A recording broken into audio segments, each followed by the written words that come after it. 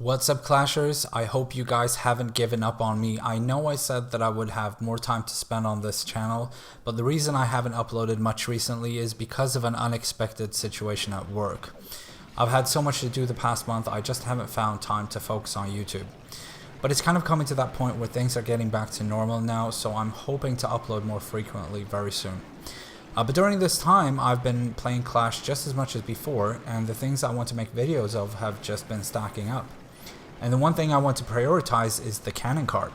You know, ever since they gave them that buff, they've become really useful. I know a lot of people are saying that they're still useless, but I also know that whenever any of the troops receives a buff or we get something new, people tend to try them out in spammy attacks. And if they don't work miracles, then they jump to conclusion. But like I always say, it's not what troops you use, it's how you use them that's important. In this 3-star strategy video, we will be using an army composed of giants, bombers, and cannon carts. During the first few attacks, I will thoroughly explain all the important aspects of the attack, how and where to deploy your troops, and from where to attack a base and why. After that, I'll talk about some additional things to keep in mind to get better results in the builder base attacks, and also what requirements I have for a strategy to call it a 3-star one, and what tests I put it through before making a tutorial video of it. Alright, first things first, why did I build the army like this? As you know, cannon carts have absolutely immense attacking power, so keeping them alive throughout the attack is very important. We do that by using giants as tanks. But one camp is not going to cut it because cannon carts are kind of slow, so the protection has to last for quite a while. Hence 2 camps of giants. And nowadays, base designs are all about tricky wall formations, and a big part of their defense is to force your troops to heavily guarded areas. Bombers will give you full control over this, and therefore they make a perfect addition to this army. Now let's have a look at some attacks. This strategy works really well on diamond bases, but also on other types of bases, preferably bases where you can enter from a corner wall, and I'll show you why. This base is a diamond base, and here you always want to attack from the back side of the base. If it's oriented like this, then you want to attack from the north. And you know, the important thing here is that the most important thing in this attack is to keep the bombers and the cannon carts alive. So the first thing I do is to deploy a giant in the very corner for 2 reasons. First of all, to distract the mortar if it's within range, and then also to check for traps. And then the first bomber behind it to open up the corner of this wall. Then I deploy another giant, and the thing I want to do with the bombers here is I want to do this 3 bombers like this. And here's what will happen. The left bomber is supposed to now follow this wall to the left and help with the buildings close to this wall. And same thing with the right bomber. He's going to follow this wall, remove it, as well as help with the buildings close to this wall. And hopefully this will make the middle bomber go straight inside the base and help the rest of the army. Now, once this is done, I release the battle machine and the cannon carts, if they are now protected behind the tanks. This bomber suffered a little bit of damage here, but he's going to survive. And then I deploy the 4th bomber. Now, when the walls have opened up so much that he will not follow them, he will go straight to the center of this base and help out with the army. Now, from here, this is important, and I'll explain what I do, but it's not as complicated as it sounds. You see, I have 4 giants left, and what you want to do now is look at where the protection is, where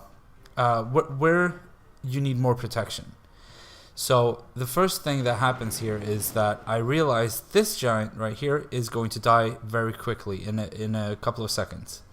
So I deploy another giant here to go for the mortar and provide protection for this area here, and also keep the bomber alive. And then same thing on this side. I deploy a giant here to protect this bomber, and then once again from the left and right side. Basically, you don't want to rush the deployment of the giants. You want to have a look at where the protection is needed and then deploy accordingly. Now the result will be like here on the right side we have 2 full health giants left, and on the left side there's 1 giant and the battle machine. And if you manage to do this fairly okay, then you will keep the most of your army alive for as long as possible. And this attack was actually a perfect deployment, so I wanted to use it to kind of explain what you're trying to do, because look here, even when the last giant is dead, we still have 4 bombers left and 2 cannon carts. So yeah, this is the idea at least. Of course, the deployment will not always be perfect like this. Mine sure isn't. But with the right idea, you have a much greater chance of getting that 3-star, even if you lose a bomber or a cannon cart in the beginning of the attack. And if not, you'll most likely get a high percent 2-star, and most importantly, win the match. I'm going to show you another attack, but I think these two are on diamond bases. I'm not sure, but this one isn't. Let's look at this. Yeah, here I will do exactly the same thing with the giants and the bombers in the beginning. You know, making sure that the bombers open up the wall on the side ones and follow them.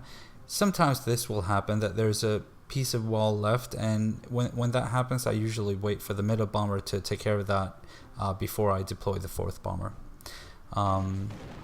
But yeah, and also, yeah, I forgot to say about the cannon carts. You want to spread them apart a little bit, but not too much, because we want these to go like towards the center, the core of the base, and help out with all the defenses. So you don't want them to go towards the sides. But yeah, I do the same thing here. Unfortunately, my giants will be consumed a little bit faster in this attack, but you see on the right side here we have 1 giant left that's going to die, and then the battle machine, and on the left side we have 2 giants. And just as planned, there's 1 bomber on the left side following the wall, and 1 on the right side following the wall, leaving the 2 other ones in the center. 1 was in range of the archer tower, so it actually died. But it's not going to matter at this point, because what's left of the army will still defeat the remaining defenses. And this is one of the things I like about this army, that even when part of the giants die in the beginning, or part of your army is destroyed early on, it tends to still have a great chance at getting a solid 2-star. Which is actually one of the main requirements I have for these 3-star strategies. In this attack, I again entered from the corner. And the reason I do that is because it makes it a little bit easier to control the deployment of giants. But in some bases you might have to attack from the side of the base, and you can still do the same thing with the bombers and the giants. It will just be a little bit different. But as long as you pay attention to where your giants are walking, you can always keep your bombers safe. In this attack, one of the crushers is actually upgrading, but it's not going to matter.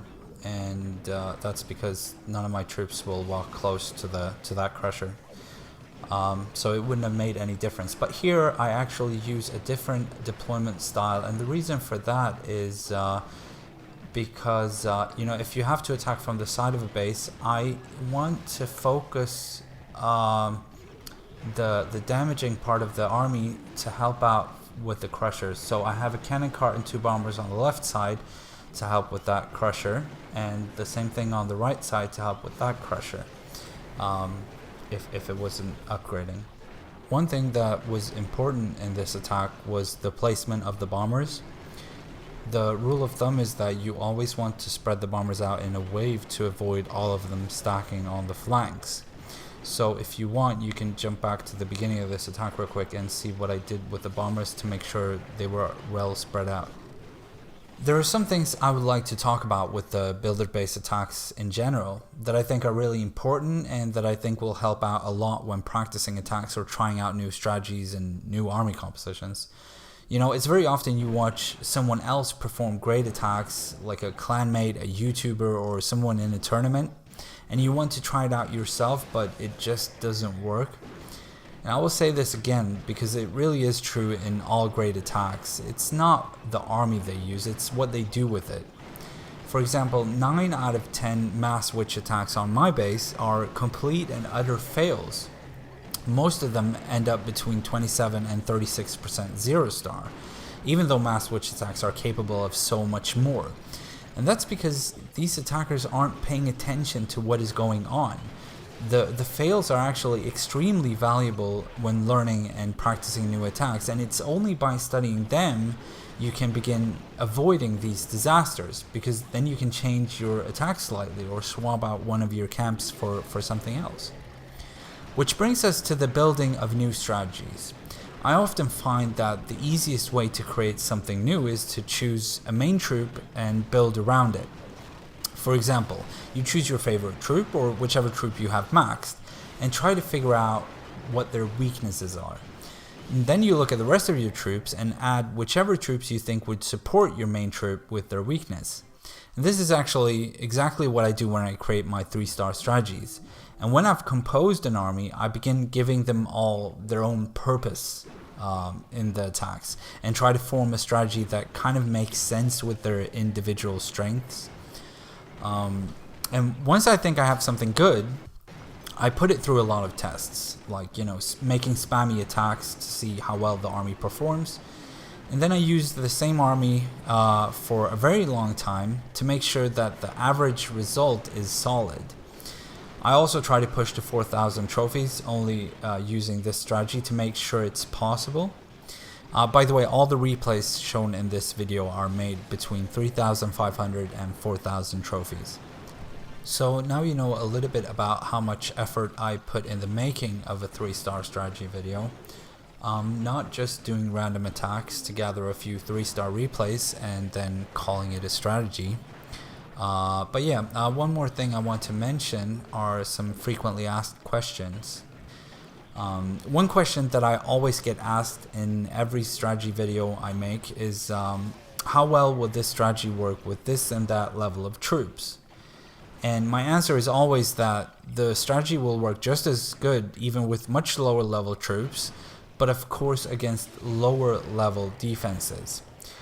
Also, someone will always comment something like, well, he has all max troops and max battle machine. Yes, I do. But I'm also 3-starring at quite a high trophy range.